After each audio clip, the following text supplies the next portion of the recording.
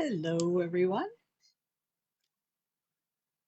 I sort of decided to do like an impromptu demo today because it seems like every time I plan on doing one, something comes up and then I have to cancel it. So I'm hoping that I have some viewers today. Otherwise, you can always watch this on the replay. I have um, all of my demos that I do on my YouTube channel, so you can always catch up on all of those over there. So I will post a link to my YouTube channel when I'm done, if I remember. And that way, if you haven't subscribed already, you can, and you'll be notified whenever I have a demo available. And you can always go back in the library from past videos. So okay, so I see some people are coming in. Hi, Nancy. Hi, Carol. All right. Anyway, as you know from my group posts, I've kind of been out of the loop for a little while. I try to stay active as much as I can. Um, I've just been going through a lot of crap lately. So, since my dad died and getting the house ready for sale, that kind of stuff, and it kind of gets me down. So it's hard to get motivated. But I like to watch you guys post, see what you guys are posting, and it does encourage me a little bit and kind of gets me going. So the last couple of days I've been doing some things, and it makes me feel a little bit better. So there you go. All right. Hi, Deb. Hi, Jan. Glad you could join me. So anyway, I did these earrings a few weeks back. I made them, and I had planned on doing them as a demo. And these are using Potter USA tools that I have, and I will be using my hydraulic press and also the rolling mill with a couple of their impression dies, um, and well, one impression plate and my rolling mill and pancake die. So, hi Susan. So you know, uh, just bear with me on this because my mind is all over the place. Usually it is that way anyway, but it's a little bit more uh, right now. So anyway, I've got a handout printed up. If I'm not totally clear, with you seeing what I'm doing, I've got pictures, close-up pictures of a lot of stuff. So of the steps, I mean, and hopefully you'll be able to do it from that. Okay, so these are the earrings that I am doing. Let's see here. I had originally done them without a post and a little bit different shape than the one that I'm using the Potter USA tools. And so these are post earrings right here that we're going to do today. And how do I show you these without, well, I guess maybe like that. You can see them. That's how they are.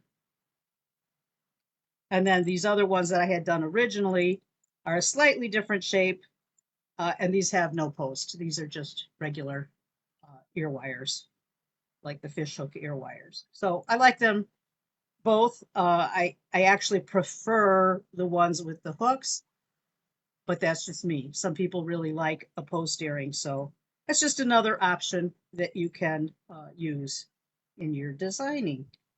Hey, Gwen, great to see you too. Glad you could join me. Okay, so in the handout, I have all the materials that you need listed. I am going to be using this Potter USA pancake die. This one is number 1704. That's the shape. And they've had a special on their webpage for a combination of the trees, the evergreen trees. I think it's called evergreens. on the website, and the coordinating pancake die for this. I think it's $57 for the combination, which is a really good deal. So I got that, and that's what we're going to use. Okay, so those are the two. The rolling mill plate is, I think it's it's RMP 217. That's for the evergreens, which is a really nice pattern. Okay, but you can use anything you like. You don't necessarily have to have this pattern or that pancake die to make a very similar pair of earrings. It's just all what you like. So, all right. So I am going to roll out a piece of 22 gauge copper sheet with my pattern. And because I don't have everything right here at my fingertips, I have to get up and move around a little bit, which is okay, but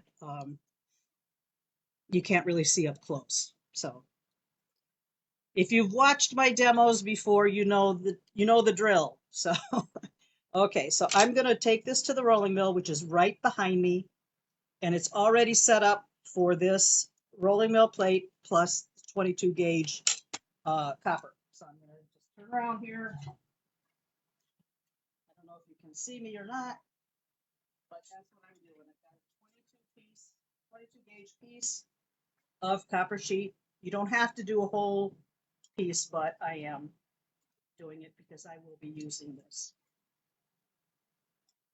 So I'm laying my impression on the bottom, my copper on the top, and I'm going to be using a piece of foam. And you don't have to use it, but I like to use it. So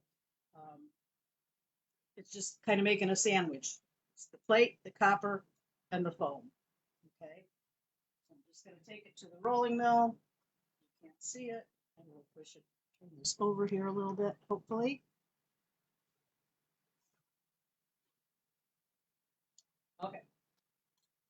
Just gonna put that in there. And a roll.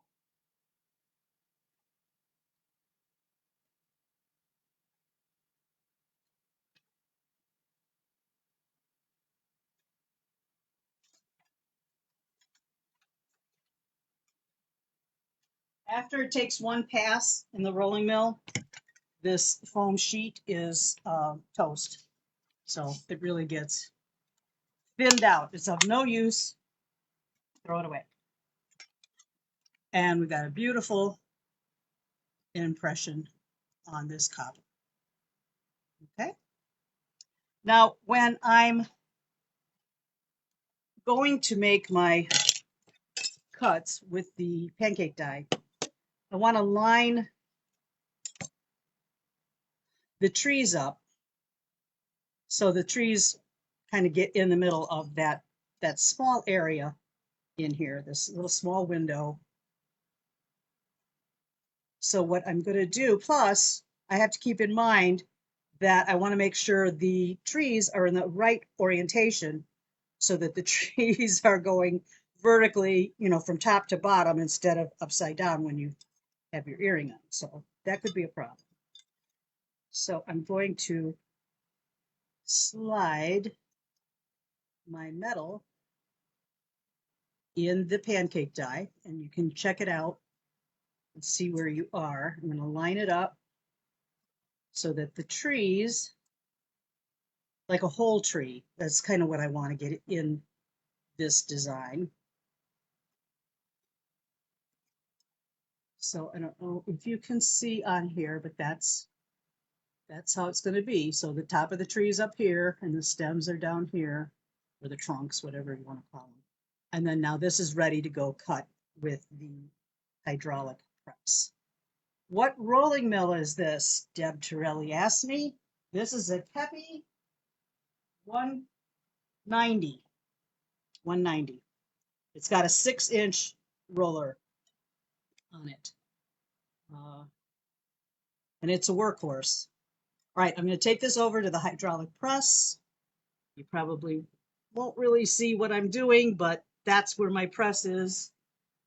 I'm going to make 2 of these. I'm going to punch out 2.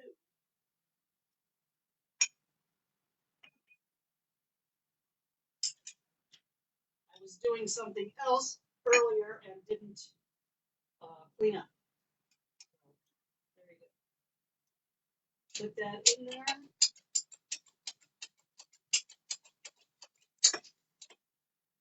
Voila. First cut.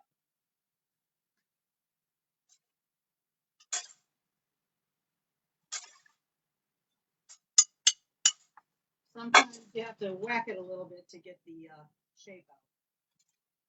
All right, I'm going to line up my second piece.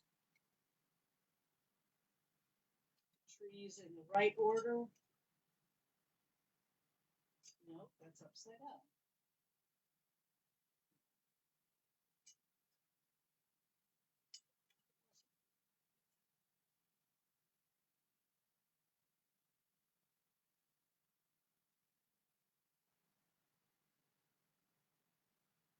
Okay.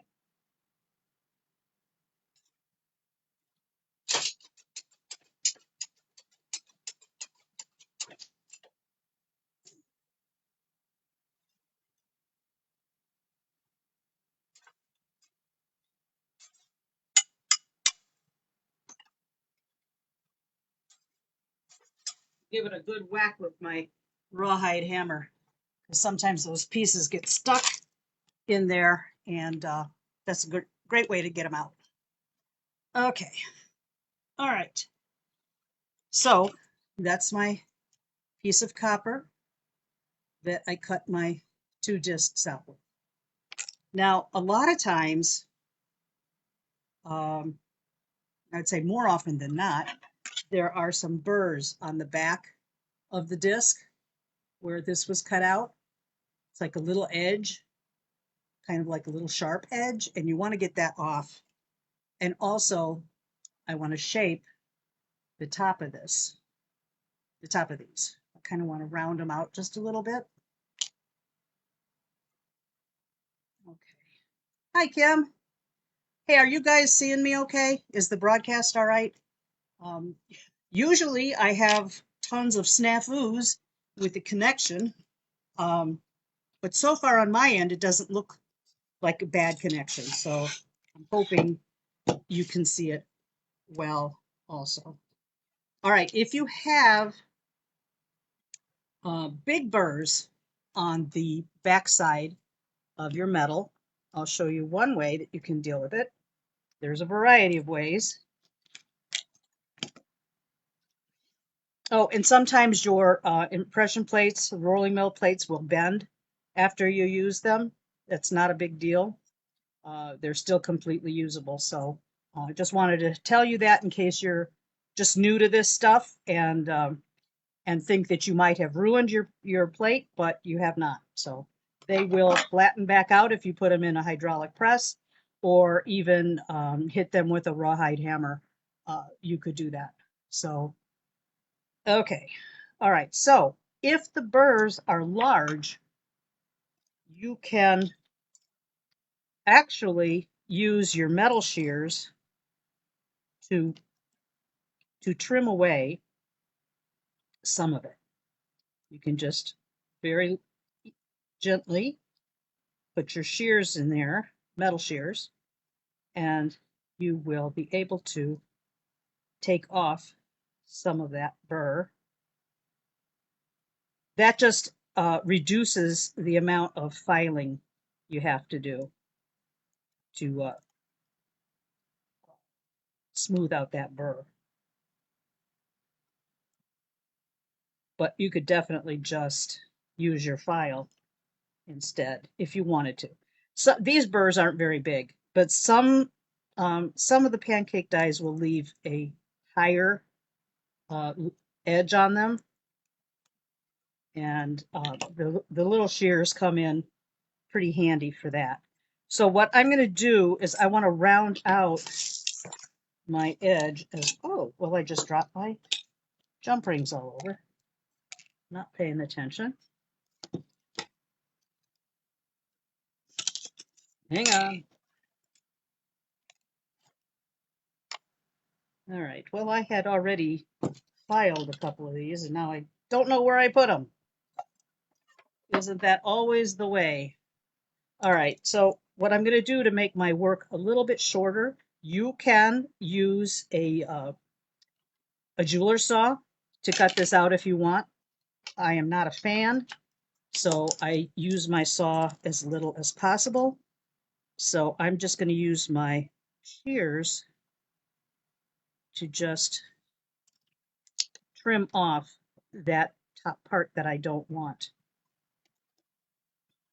Okay, so I'm just going to,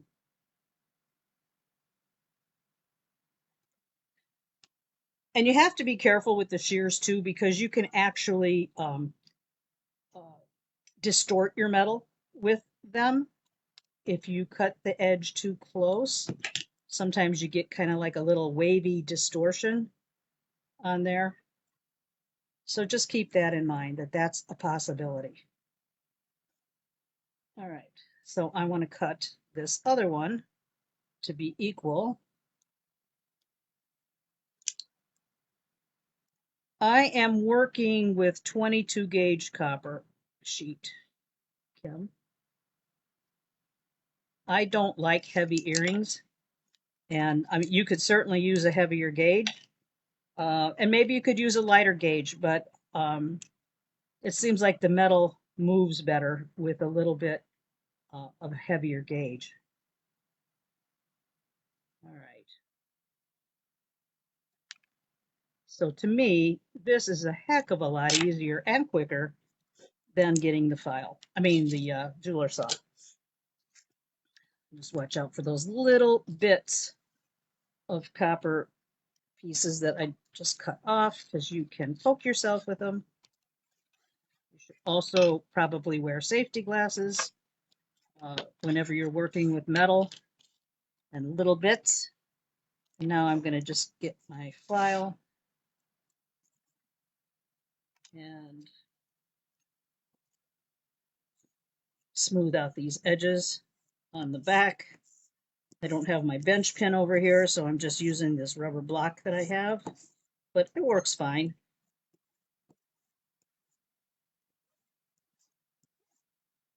I'm using a number 4 file on here, but you could probably use a 2 or whatever you have. This is nice and smooth.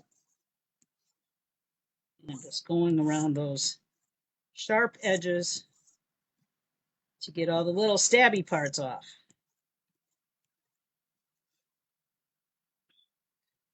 And then I want to round up that area that I just cut. You should probably keep your hand firmly planted on something if you're raising your work up off of the bench pin or block, just for stability.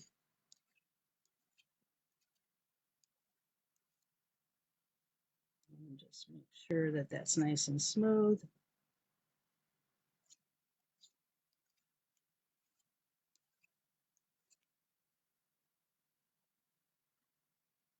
Still feel a little ledge right there. I don't want to be stabbing my neck with little sharp points.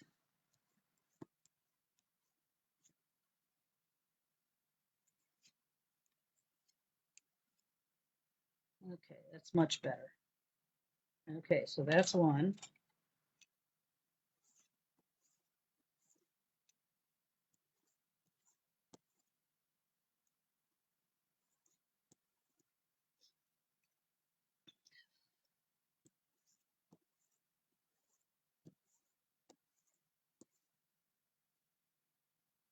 All right.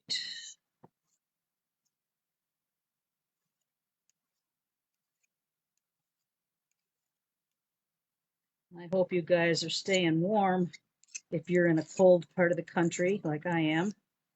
I think it's 3 degrees out today. That's the high. We've had below 0 temps, and I've been in the house for several days. I haven't gone out. Thankfully, I haven't had to.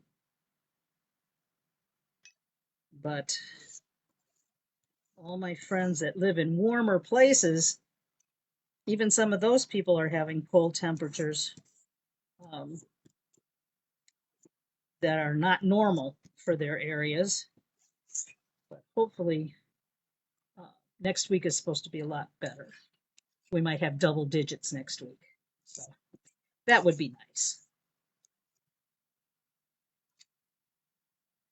I feel sorry for people who aren't prepared for this kind of weather. Living in the Chicagoland area, we've had some awful winters, mostly in the past. I can't say the last maybe 5 years or so haven't been so bad, but when I was growing up, we had several feet of snow on the ground practically all winter, and cold, really cold. But it seems like that hasn't been quite so bad. Okay, so compare those. They match, or at least for me, they match well enough. There's still a little ledge right here.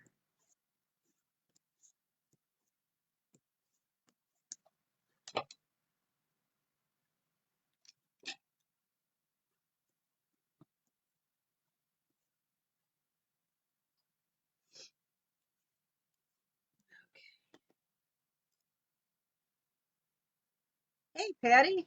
Hi, Patricia. Okay. Patty says it's warming up here just in time for the gem show. Good, because it's always been, well, not always, but the last few years that I was out there, it was quite chilly. It's not what I would expect for Tucson, but it was a lot better than here. So, oh, Gwen, 20 below. Oh, that's terrible for Texas. Oy, I feel your pain. Okay, one more thing here. All right, so I've got my two long discs prepared. Now I'm going to cut two circular discs, and I'm going to use my old Peppy disc punch I've had for a long time. And it's old, but it still works well, so I don't find any reason to replace it. And I'm also going to try to economize on my copper. So I want to use this. I'm putting my design side down, and this is the 1/2 inch hole that I'm going to use. I also want to keep in mind the orientation of the trees.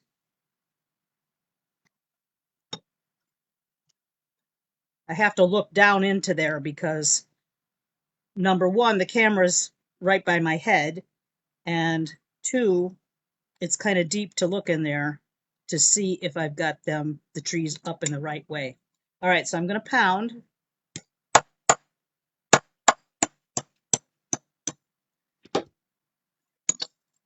All right, so I have a little tree.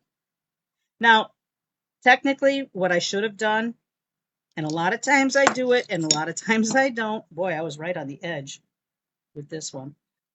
You should use some lubrication on your punches, which I don't have on the table. And you should use lubrication, and you should also put the same gauge metal on the other end, say on the other end of your disc punch to balance it out so the pressure is even and you're not doing any damage to your uh, disc cutter. Okay. Do as I say, not as I do. I'm bad that way, but I do want to tell you the right things. So keep that in mind to give your disc punches a little bit of lubrication and shore up that other side. Okay, this is too small here.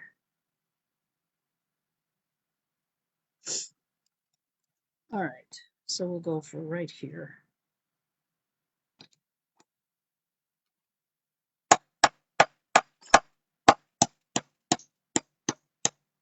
Once I feel it break through, I don't want to pound anymore, because if you do, you will mar your disc with excessive force from the punch.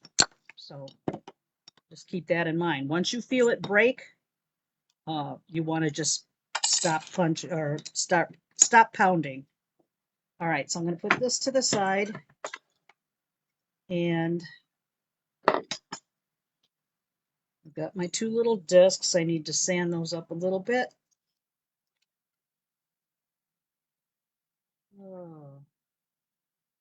Patty at 68 at the moment. Well, that's not bad. I'd take that in a heartbeat. Pat says, my daughter has had a gas insert installed in her fireplace about a year and a half ago. Loves it, but wouldn't you know, it had to have a serviceman out last Friday. We'll be back tomorrow. It was really expensive. What a bunch of you know what. It's about 7 here in Southwest Illinois, Metro St. Louis. Okay. Uh, yeah, I've heard a lot of people down there have had a lot of snow, probably more than here. Well, I guess I guess at least for us that normally get snow, you can just kind of figure, well, that's just how it is in this part of the country. But for those that don't normally get it, it can be pretty unnerving. All right, so I'm going to just sand the back of these a little. The disc cutter cuts them pretty nicely. I don't normally get any kind of burrs or anything. I can't get a grip on this one.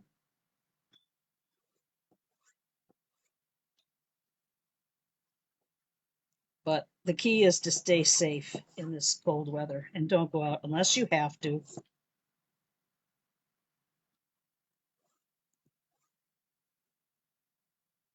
Okay, that's good.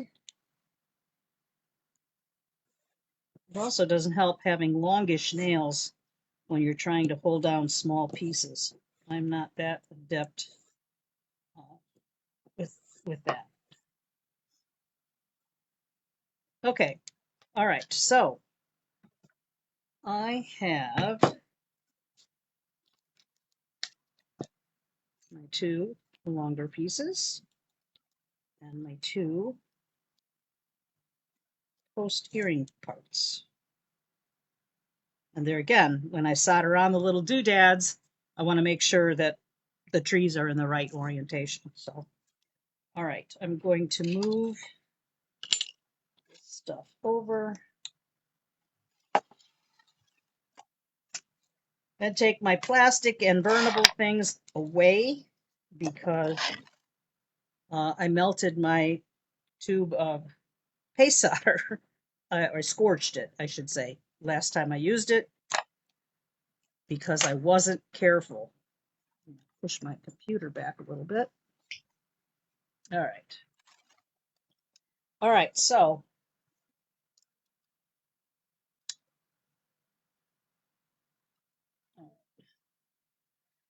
the first thing I want to do is add my jump rings on the pieces. I'll do the post later. Oh, and I forgot to get, I'm going to use easy solder uh, for the post, and I'm going to use medium for the jump rings, which I have to grab. So hang on a sec.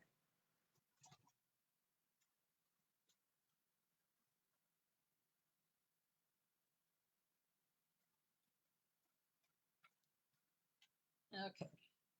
This is the, you don't have to use paste solder, but I kind of like it for some applications. This is the nano paste put out by Peppy Tools. And this is cadmium free, so it's not like the freak out terrible stuff that we all normally used before this was available. So I don't. You should always have ventilation when you're soldering, but when I used the cadmium-based paste solder, I always made sure that I had an air filter thing, smoke absorber, that kind of thing. All right, and I've got some titanium shims here that will help prop my jump rings up. Where are my jump rings? Oh, I moved them over here because I was trying to get the plastic stuff away. So what I have here are 4mm jump rings, copper jump rings. These I happened to have patinaed a while back because sometimes when I'm bored or not having a project to do, I will just make parts. And this was stuff that I used for kits, different things like that, and I have leftovers. The patina will go away once um, they're torched. All right, so I'm putting out, well, crap. I just put out this easy. I want this out. I'm just putting out a little dab of paste solder on the side of me here. This is the medium that I'm going to use with the jump rings. Where's my jump ring? Here it is. And I'm just going to dab a little bit of that on. First off, I'm going to put a hummingbird holder right here to just hold on to my earring part. And just add a little bit of paste solder.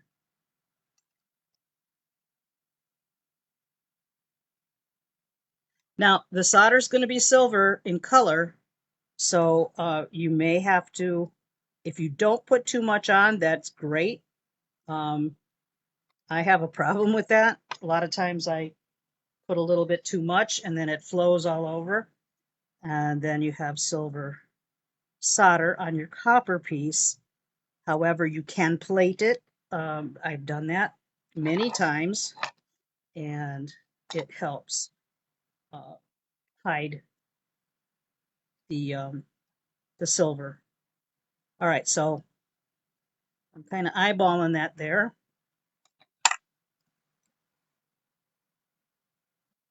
Hi, Marlene. I get the titanium shims from Rio Grande.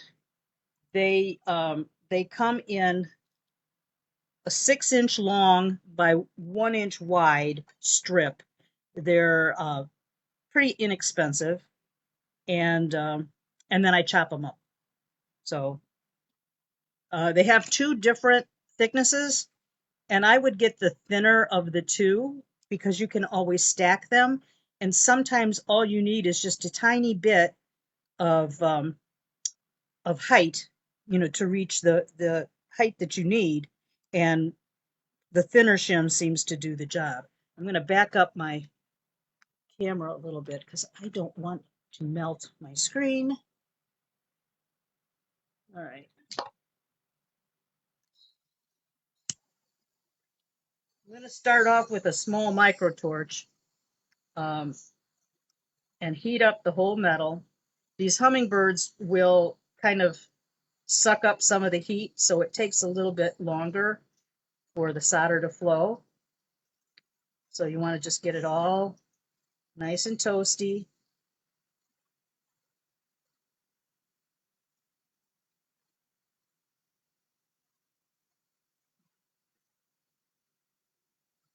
Starting to get up to temperature now.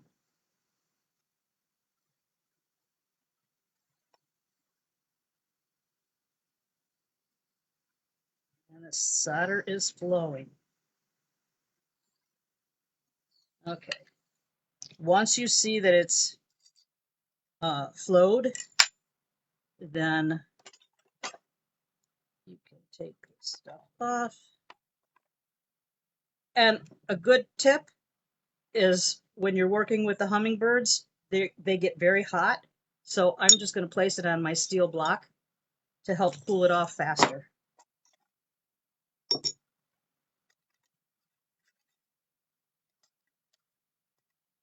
Okay, So I've got jump ring number 1 on. It could have been moved over just a skosh. Sometimes they move a little bit when you're working with them. I'm going to let that go for right now. I may resolder that one later on, but I'm not going to right now. Because that can be very fiddly. And I don't want to really take the time doing that with this demo. So I stuck that in the pickle now. And I'll do the next one. Remember, your area here that you're working with is hot.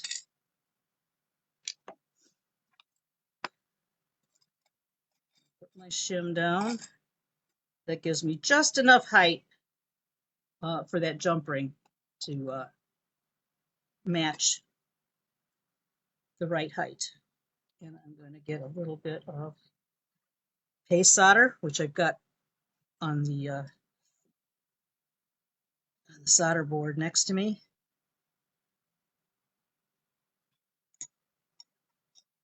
It was already cooled off. See how fast that was? I like it when stuff works out right. Okay.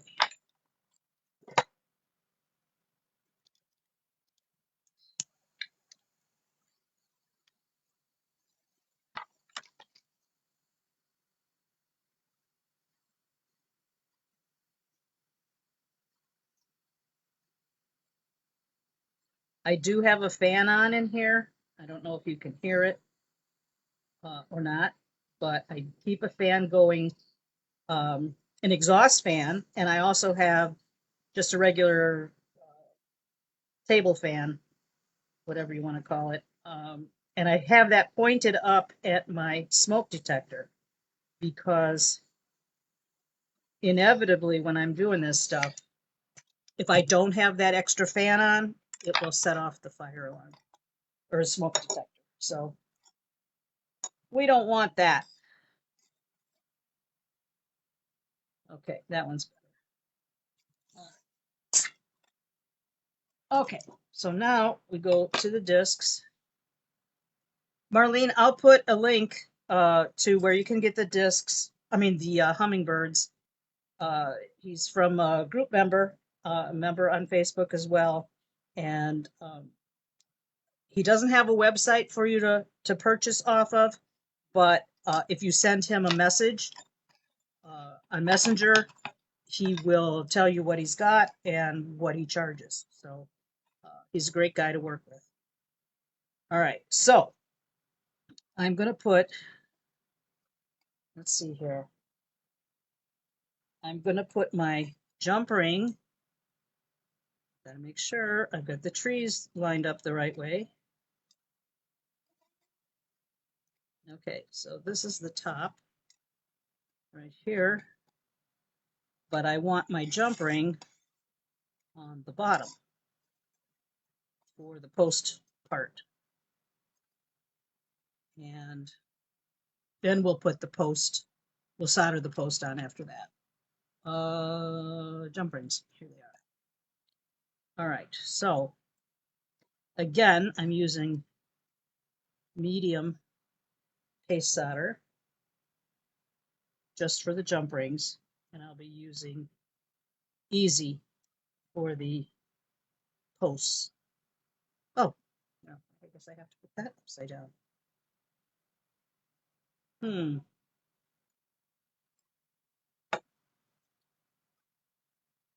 to make sure you put your the split from the jump ring where you're putting your solder to cover that up. Okay, so there's that.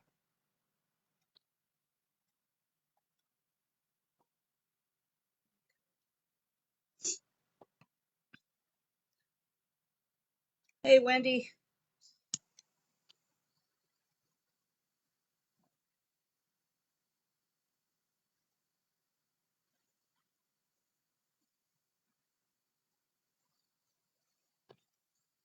I keep my solder pick handy just in case I have to move the jump ring a little bit.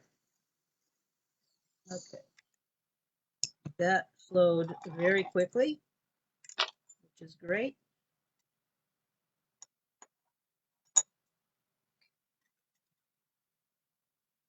All right. Stick that in the pickle, and we'll do the second one.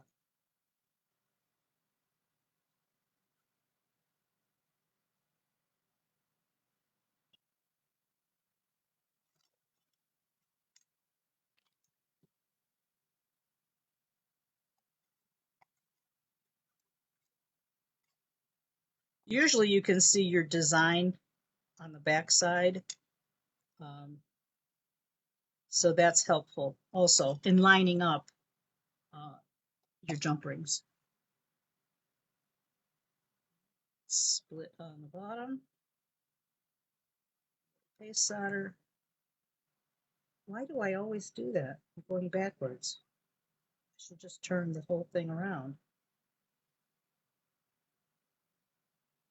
But you know that work harder or smarter, not harder. Sometimes I don't think I apply for that. So, oh dear. All right, I have way too much solder, and this gets hot. Let's put this the other way because that's confusing me.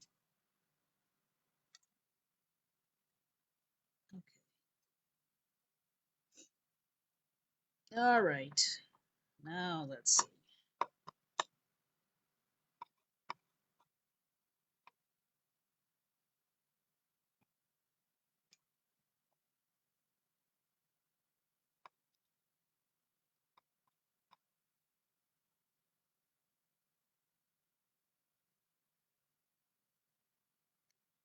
And there again, I kind of eyeball everything, which may not be your cup of tea.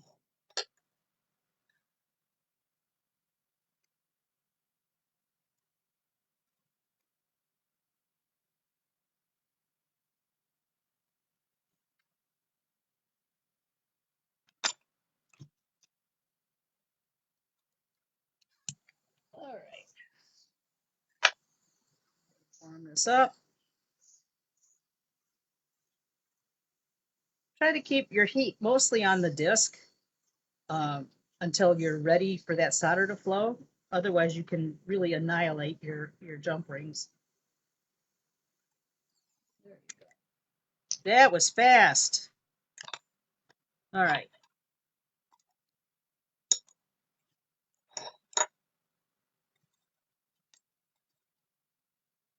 All right. So that's on. And I've got a little pickle pot here.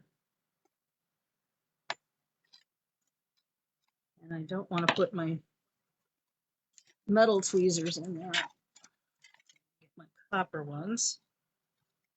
And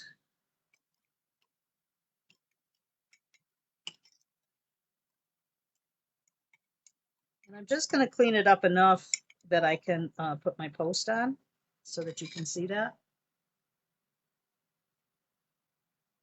Paper towel. Go.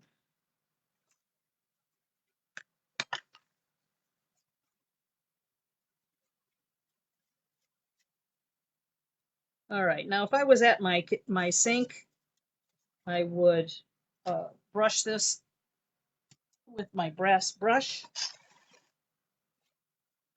but I'm not there. So what I'm going to do is I'm going to use my little flex shaft thingy here and knock off some of this stuff.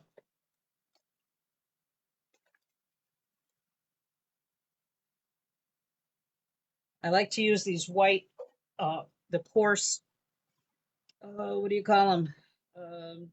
Silicone wheels. They've got a little grit in them, and they help knock off some of the excess solder. You have to be careful with them so that they don't take off or wear a groove in your metal. You have to have sort of a light touch.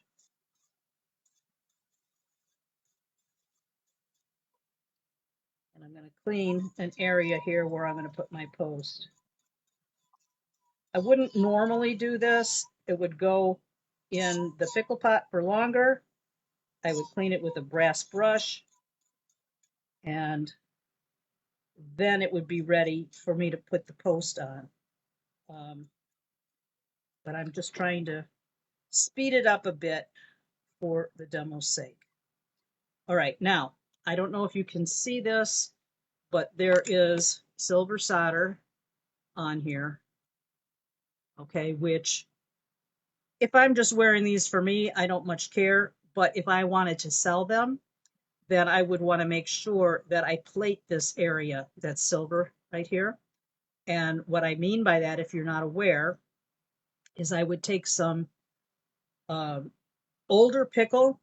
It's when your pickle pot turns a little bit blue in color, it's got a lot of copper little particles in there, and you take some of that in a little jar and the heated pickle, and then take, like, I don't know, little shreds of steel wool. I like to save my used up steel wool pieces so that I can just pull apart a little tuft of steel wool and put that in the pickle, the small container of pickle. Then I put my piece that needs to be plated in there and let it sit for about 10 minutes, and it plates the silver pretty nicely.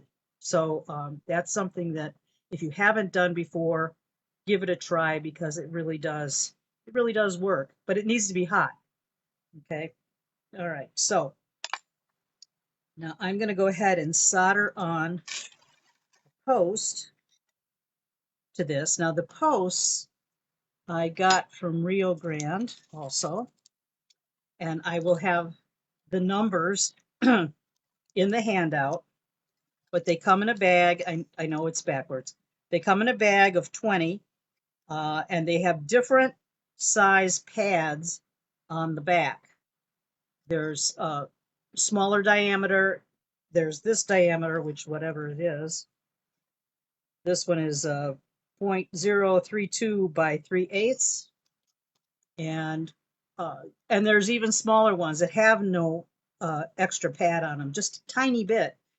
I kind of don't like using those for things like this, because I can use that extra diameter to hold my piece down steady. All right, now I'm going to use the third hand and put my post in the third hand like this. And of course, I've got my solder on the board here. I'm going to have to move this over so don't smush into. That wasn't smart thinking. I should have put my solder in something, a little dish or something. But that just goes with the territory here. All right, so I want to raise up my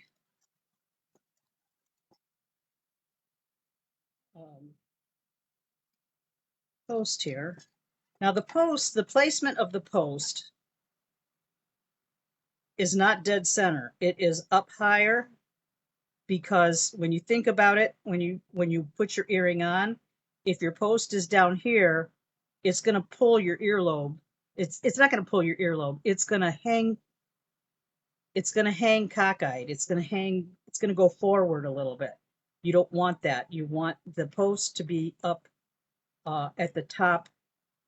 I don't know, top third, top quarter of the disc. Okay, so I'm going to put a little bit of easy paste solder on. I need to move my camera a bit.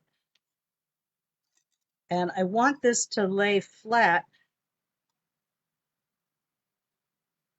on the earring. Not like that, but raise that up. I want to make sure that it's stable, that it's not higher, that the post is not raised higher up. So that takes a little bit of fiddling around here. And you also want it to be lined up with the jump ring. You want it to be straight. So that's another eyeball issue for me, which may or may not work for you. I also have a ton of solder on here.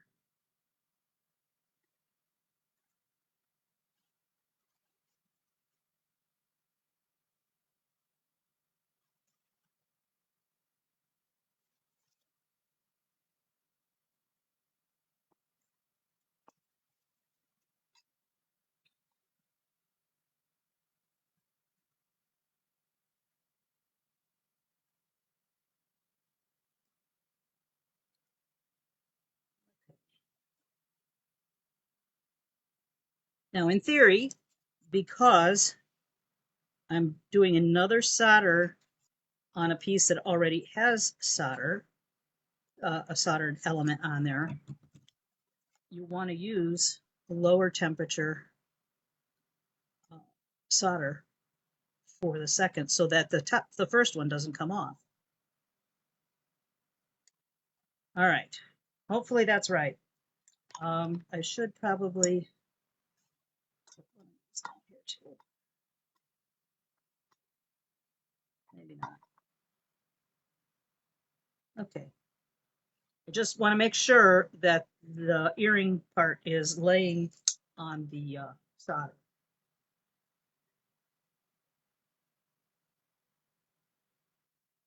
No, Kim, you would plate after the fact. When all your soldering is done, then you plate the metal because, um, well, that's just how you do it. You only need to do it one time, but you should do it after all your soldering is done. I'd be afraid of the plating coming off with the fire again. And on this, make sure that you uh, don't have your flame on your post, on the post portion. Keep it on the base. Otherwise, you're going to fry that post. That melted very quickly. And it seems like it's right where it's supposed to be. But see, there's a lot of excess solder around there. But that, like I said, is cleanable. So I'm going to put that in the pickle pot and grab the other one. We'll do that again.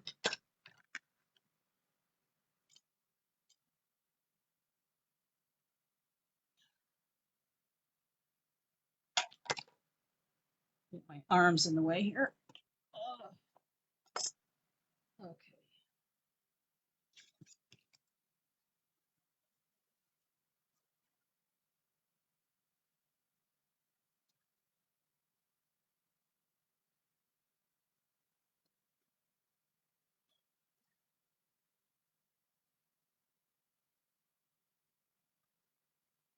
All right, I'm going to clean this up here.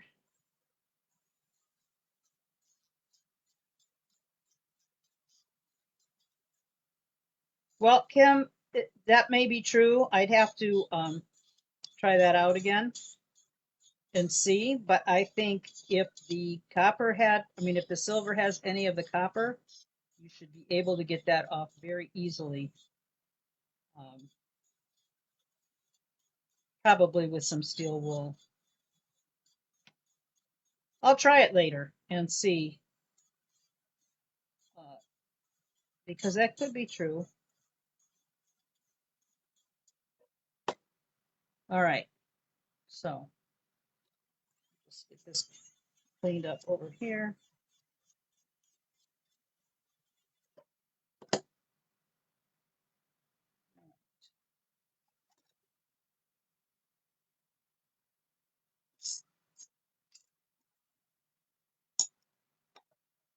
Okie dokie. Put that down.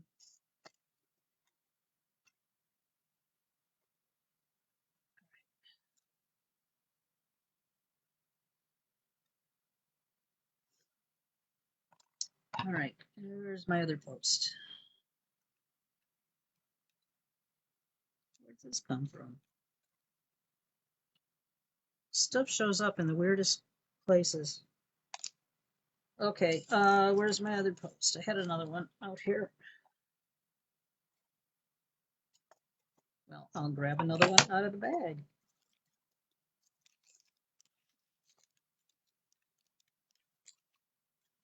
All right, so we're gonna re-dip in the easy solder paste. Oh, yeah, no, that's fine. Second guess myself sometimes. Too much solder.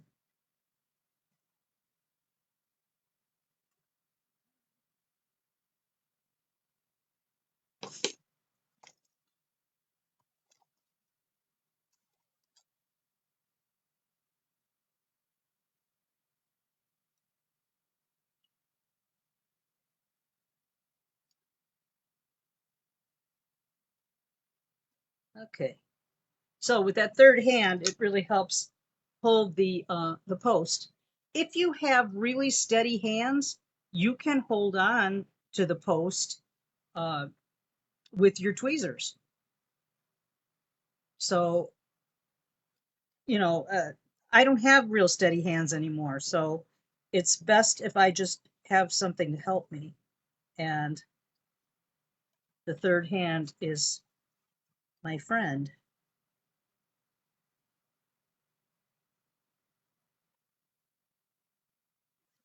If you can get most of this excess off prior, it will save you time cleaning. It's working cleaner from the very beginning. And this is moving around on me. I think. Okay. Yeah, Kim, I spend a lot of my time trying to find things that I thought I had, uh, put away so I'd remember where I put them. No, it doesn't work like that in my world. Okay, solder flowed right away. All right. Get this off. Release that. Roll your solder pick in the excess solder that you have laying around, which is totally ridiculous of me. Okay. All right, so that's in the pickle pot now. And what I want to do is take out the long parts, rinse them off from the pickle.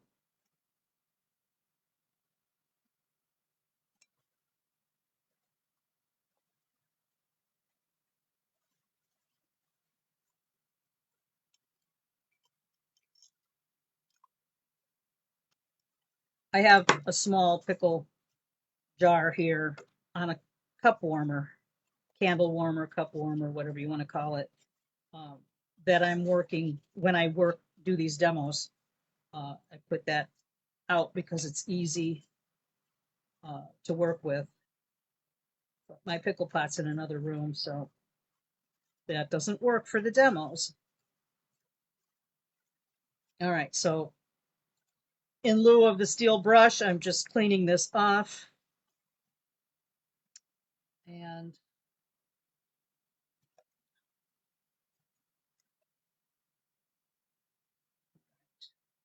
like I said, I would normally, but I'm not going to do that right now because that takes too long. So I'm just going to clean these up with where's my thing? Oh, here we go. With my flex shaft.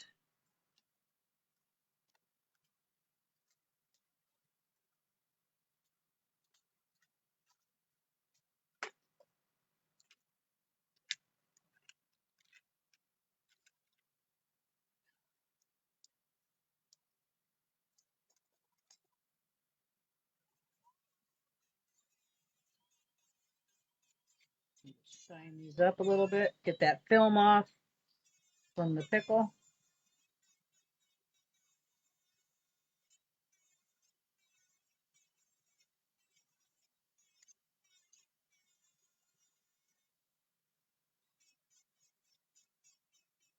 It wouldn't hurt to wear a dust mask with this anytime you're working with stuff that makes little dust.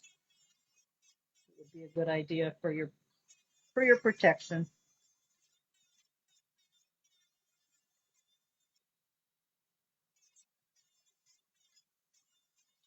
I guess I could have just cleaned these with steel wool.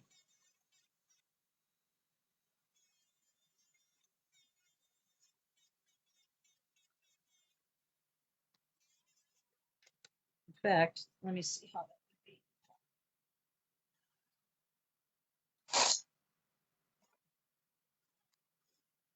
A second.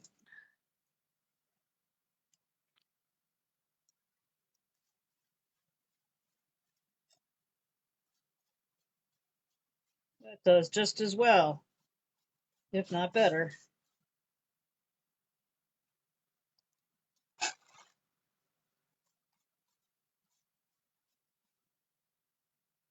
Clean the outside edges as well.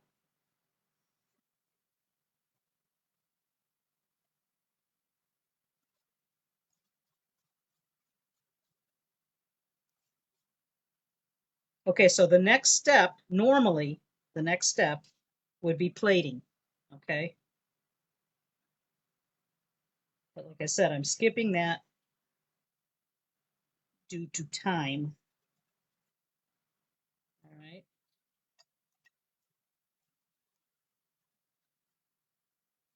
Same with working with steel wool. Wear a mask because these little fibers float around all over. And it's not really a good idea to breathe all that stuff. All right. You can see all the little crumbs on the paper and stuff gets airborne as well. But yeah, this is 4O steel wool. That's the finest. Um, so I would recommend using that on there. All right, so you've got your pieces here, and just waiting on the top parts of my earrings. And then I'm this enamel marker from Impress Arts. This is a nifty little tool. Oh, this is blue. I don't want the blue. I want black. Black marker. And you just kind of shake them up. They've got a little BB in there that you just kind of mix it all up. I'm going to get a piece of paper toweling.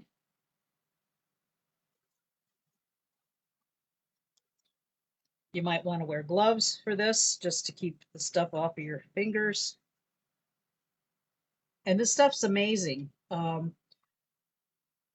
There's a couple different ways you can patina your pieces. You could do the liver of sulfur, but in this, I really want the background uh, shiny copper and the trees, the depressed areas to be black, a rich black. So that's why I'm using this uh, Impress Arts enamel, whatever. I mean, they call it enamel marker, but I don't know that it's enamel really. But we'll believe it, I guess. Check on these. Man, I've got a ton of solder on the back of these posts. My bad.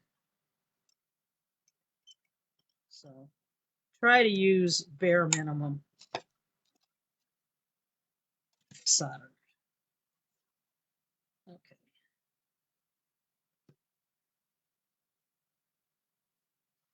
All right. The cleanup on these are going to be minimal, like I said, because I'm not going to plate them right now. But I can pickle these again and get all the black stuff off. So it's not really like I'm hurting anything. I'm just not getting it all done at the same time. All right, so I'm cleaning this off.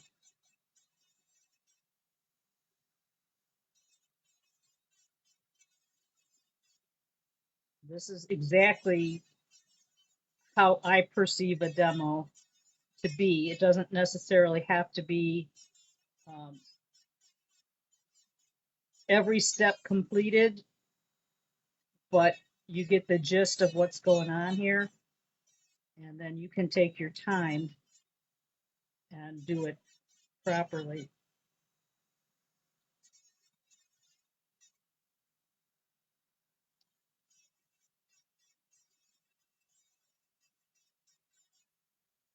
Okay, that's one.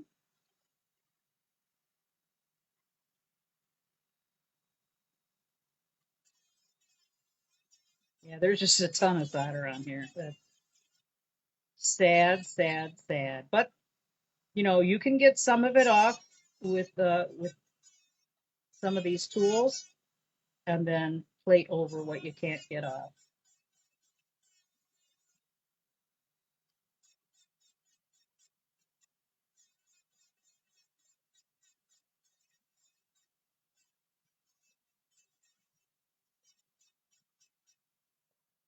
Okay.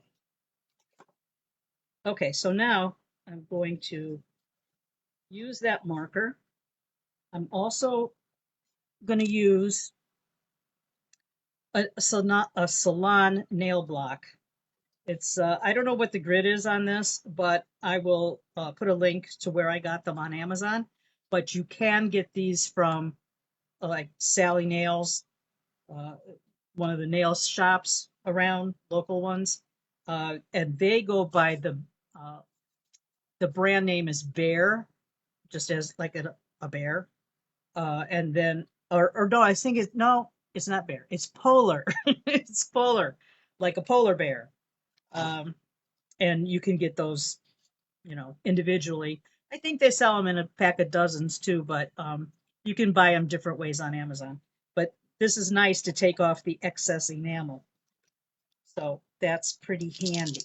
All right, so these pens, sometimes they need to be primed a little bit before you use them. You just push down and the ink comes out. And they also come with an extra nib in here. So if this nib gets all splayed out and doesn't work really well, you can change it out. I think it just unscrews and you put it in. Um, Pat's asking, would I etch them? Cover the trees to keep the silver. Maybe. I'm not really sure. I have to think about that, Pat. All right, so I'm going to just cover the entire piece with this enamel marker.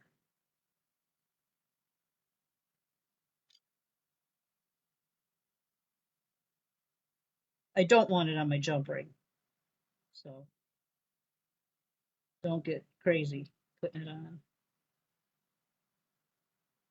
Okay, set that to the side.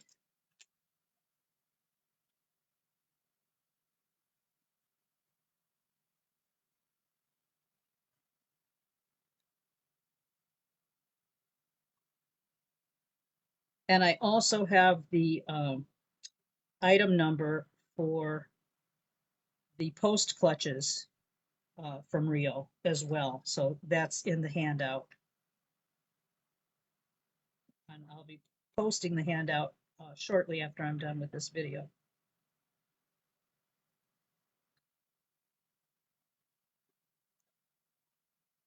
Okay, so that's on there. Just give it a minute to dry a little bit. The longer you wait, the harder it is to get this stuff off. So you want it set, but you don't really want to wait too terribly long because then you have to really scrub to get this stuff off. If that makes any sense. All right. I'm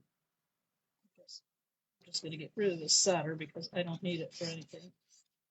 That was dumb for me to put it there, but hey, that's how I roll. Okay, the clutches that fit those um, earring posts, ear nuts, but I've heard them called clutches as well. Uh, I'll have the number for those as well on the in the handout, and I'll probably put it online in a post after I'm done here. All right, so we're almost done. All we have to do is remove this excess black, and then I'm going to dap just a slight curve into these long pieces. So I'm just going to take this nail block and kind of gently go over the surface. And you want to make sure you get around the edges too, just in case you got a little bit crazy and went over the edges. But look how nicely that stands out. You know, I just think that that is a nice look to me. It's a, oh, and I did do it wrong. Oh my God. If I can't laugh at myself, my trees are upside down on this one. Think anybody will notice? I'm just saying, I took all that extra time to say, don't put them in the wrong orientation. And that's exactly what I did on both of them. Oh my God. Oh well. Oh, Sue. Well, if that's the worst thing I do all day, it's not too bad. Now, this one's right. No, this one is correct. This one is correct. But the other one, not so much. We can pretend it's in the right way. All right. So, back to duty here.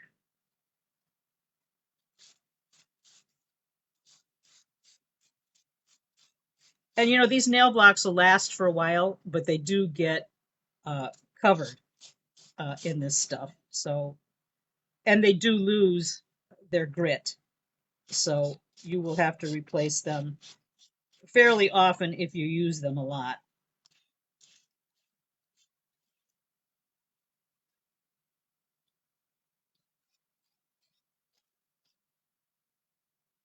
And I don't seal these, but you could if you wanted to.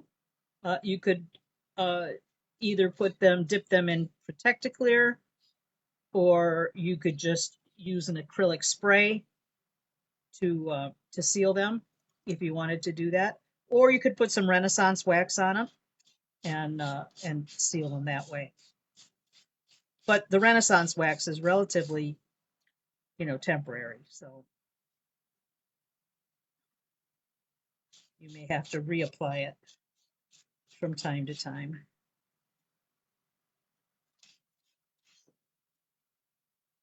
So you want to just take off as much as you think it needs, you know, to have a nice, crisp, clear design with no little streaks of black.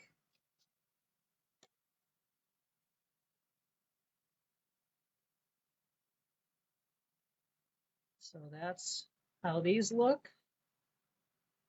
And the next step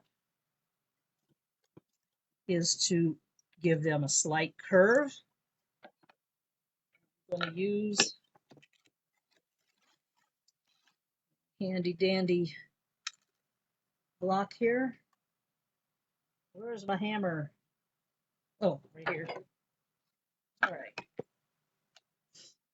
All right, so I'm going to take this bowl, this size bowl here, and just going to give it just a light tap. It doesn't need much to give it that curve.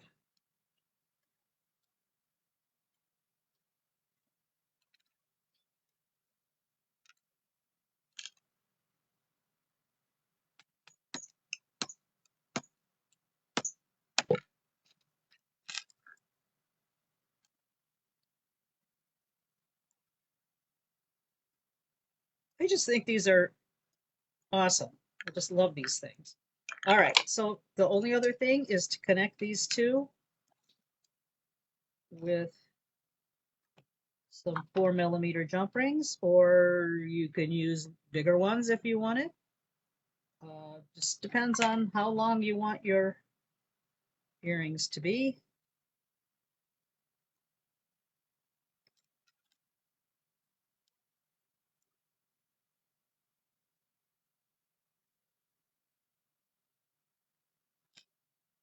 Nice tight close.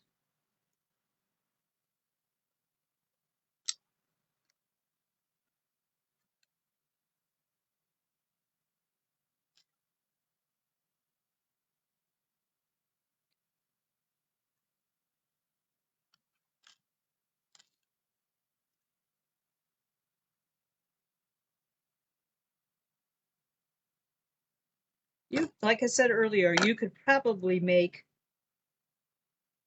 it similar type earrings with just about any design plate or shape, pancake die shape.